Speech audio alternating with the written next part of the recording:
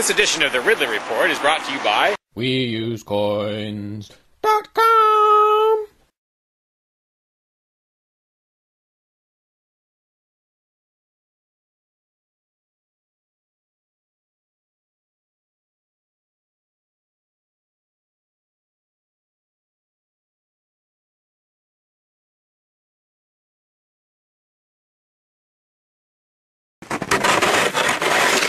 When I was out there a couple years ago, I tried to do a video, I got rid of some of the ice and did a little video about it, suggesting maybe that I shouldn't be the only one.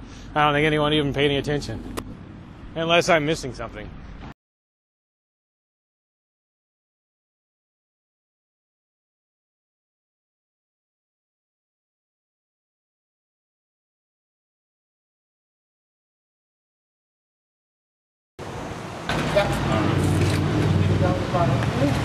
Yeah, Free Staters are always saying more Mayberry, less Fallujah. I'd like to say more Mayberry, less Move. If you remember Move, they were the communist-leaning commune in Philadelphia that was burned to the ground by authorities along with most of the neighborhood.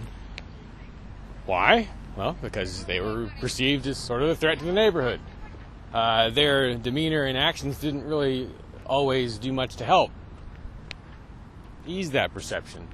Initiation of property tax resistance. Simply put, I bought this land here under the impression that I own it. It should be accompanied by and thus associated with some sort of improvement to the neighborhood.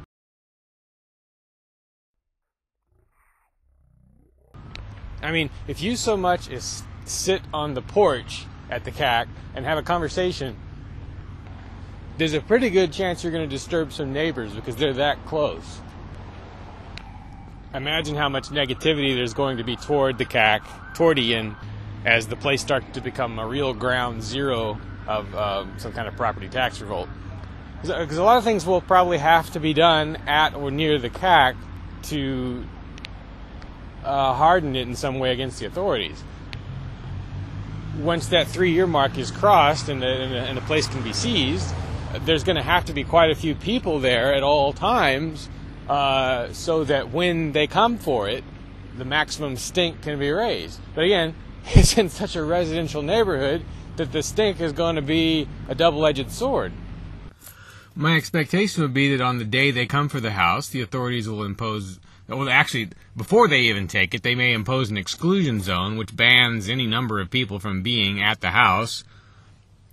On the day they take it, they will probably block roads leading to it.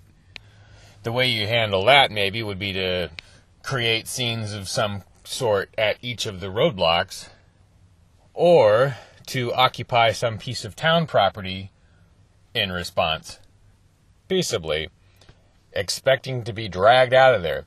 But the goal here, I think, probably should be not just to maximize publicity, everyone already knows that, but to trigger a sort of second or third phase in the property tax revolt, to inspire someone else to do the same thing, hopefully 10 or 15 someone else's. Now, if Ian and company have set different goals, fine. But what exactly are the goals? I mean, there should be clearly defined objectives. Every aspect of this should be documented as well as possible, especially on video.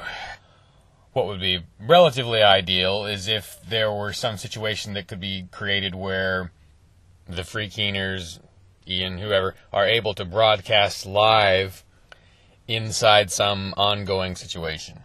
So would that require barricades of some kind? Would it require boarding up the windows? Should there be some method by which the people inside the home can render the home unusable to the bad guys after they've got it? Again, in a peaceable manner.